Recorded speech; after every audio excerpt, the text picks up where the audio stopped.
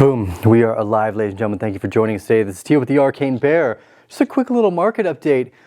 We've seen some wild news come out about Credit Suisse. They are extremely over-leveraged. We talked about this all the way back in 2016-17. Deutsche Bank at that time seemed like the main potential catalyst. A lot of people are comparing this back to 2008 and some of the remnants of the breakdown of Lehman Brothers. I think there's another one in there that failed at the same time, but ultimately, crypto is in this very unique position, Bitcoin especially. I'm a huge fan of the crypto sector. I think everyone should be here in some way, shape, or form. If you're not here, you're simply missing out. But ultimately, Bitcoin, this idea of a sovereign choice money that is not inherently created or controlled or manipulated or confiscated by governments, it's probably one of the most fundamentally valuable things that we have in the last decade, and I don't think people have really taken that into account yet. Ultimately, what's difficult is most of the time people live in a country where their currency is still doing well. You don't live in Argentina, although some of you might, most of you don't. I know that from the demographics of watching this channel myself. That's not where most of you are from. Therefore, you may have never experienced hyperinflation or the breakdown of your government's fiat control throughout that time frame. If you don't have experience for it, why would you write it into your daily prospectus? And this is what most people get wrong, is they look at Bitcoin from the dollar price instead of the inherent value of what happens if our system starts to break down. Where does that faith and confidence start to flee to? We are living currently in one of the biggest bubbles ever made in history, and it falls down to a hallucination and the mimetic idea that this paper currency, the US dollar, is worth anything. It's not. Understandably so. It's just a piece of paper. It's a figment of people's imagination that this is what we use to trade value with. Now, what's interesting here is that as Bitcoin's brand has grown, its fungibility has become more accessible, and people start to recognize it in multiple different languages. And this breakdown that we're seeing, if you look at the euro or the Argentine peso, and then you compare to Bitcoin, you'll see that we have been in a bull run still, because the currencies are collapsing. Now, the US dollar we always thought would be the last to go, and that's what we're seeing. We're seeing a lot of strength in the US dollar because as these other currencies start to fail, people run into the US dollar going, aha, this is where I'm going to find the safety in this moment. We saw Warren Buffett do that in the Treasury bills. I think actually last time we talked about Warren Buffett entering the Treasury bills, he's lost money since then. And this is what I think is interesting, is some people are old enough to think that this system will continue to keep going because everybody's hallucinating the same thing, which is that fiat currency is worth anything because we trust the US government. But if you look closely, if you know anything about science, you realize that there's no reason to trust these people.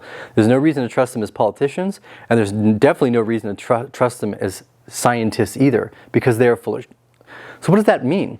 What happens if a society starts to fail and that faith and confidence needs to go somewhere? Where does it go? Ultimately, I think it ends up in this new digital world. I think we end up through the turmoil and the chaos that comes through this on the other side with digital identity, hopefully sovereign, non-state backed.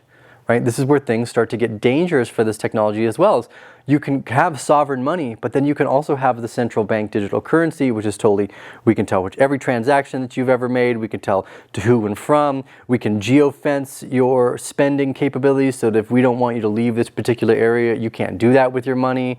You can only spend this particular money in particular places. And what I suspect will happen is that as we go through this crisis, the Federal Reserve and the central banks are going to blame Credit Suisse. Like, aha, it was Deutsche Bank, aha, it was Lehman Brothers. No, it's the currency system itself that is inherently broken, and they're going to find a scapegoat. They're going to find someone to sacrifice so that on the other side of this is likely something like a Federal Reserve coin, the Fed token, the US dollar now in digital structure. Say, aha, we've solved it, no more need for Wells Fargo. It's all the bank's fault. This regulation, money laundering and blah, blah, blah, blah, blah. It's all the bank's fault. It's not the central bank's fault. Let us take over and we're just going to issue this new central bank digital currency. And oh, hey, because you need money for gas, just like they've done in Sri Lanka, or bread, that's how you sign up for this new currency. Oh, and wait, not only that, we actually offer you 5 to 10% interest rates, you're going to see the US dollar probably trying to bring home Luna style APY. And that's how they'll suck all the US dollars back into their system right before they flip the switch, kill it, and control the central bank digital currencies. And in those moments, when people start to recognize how fucking truly important sovereign, free choice, voluntary money truly is, Bitcoin's price today is unimportant. It will become astronomically higher than it is. And this is what I've always found interesting. I don't look at Bitcoin as a currency. I look at it as a generator. It is a commoditized asset, in my opinion. And if you need a generator in the middle of the winter, when the electrical storms have, or when the storms have broken down the electrical grid, that is when generators are worth the most. So you want to buy a generator when the price is nice and it's in summertime, no one's thinking about lack of electricity. But when the generator time comes, the value, the purpose of the generator itself is way beyond the dollar value that you will want. Like you trade all your dollars. Can I light my money on fire to stay fucking warm? This is a question a lot of people will probably fall into. So I wanted to point that out today.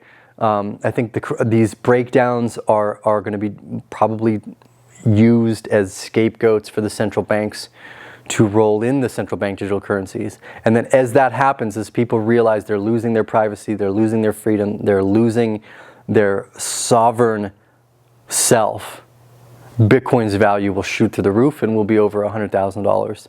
I suspect it will go much higher. As hyperinflation does start to hit the United States, it is likely inevitable. But we're also battling a very, very heavy bout of deflation.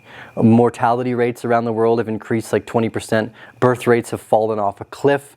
Just mortality rates from the boomers dying alone without the extra 20% increase, we were already kind of in a precarious position, because where's that extra volume of value going to come from? There's not enough of us younger generation. The monetary system is already kind of fucked. Most people younger than me can't afford a house. It's very rare, whereas you could have afforded a house being a grocery bagger back in the 1970s. That don't exist no more. You'd be lucky if you could pay rent bagging motherfucking groceries. Anyways, so keep that in mind. Bitcoin is like a generator, and when it is most important is when the price will be the highest. But recognizing the value of a generator during the summertime is a fucking load smarter than needing a generator during the wintertime when you've lost electricity and have to go out and then buy that generator from some exorbitantly marked up price, because you're going to need it when it's time. Anyways, deal with the Arcane Bear. It was a quick little update. Going to the hot springs today. Maybe we'll even do a vlog. You guys are going to be lucky. You're going to get a hot springs vlog, I think, because I fucking love doing vlogs. It's just really hard, guys. Like, I can't tell you. It's incredibly hard to try to write storylines and come up with something that's super valuable for you guys each time. Like, I don't know. Some of these YouTubers, man, props to you guys, especially the big ones like Casey Neistat and Mr. Beast. Y'all are fucking awesome. Anyways.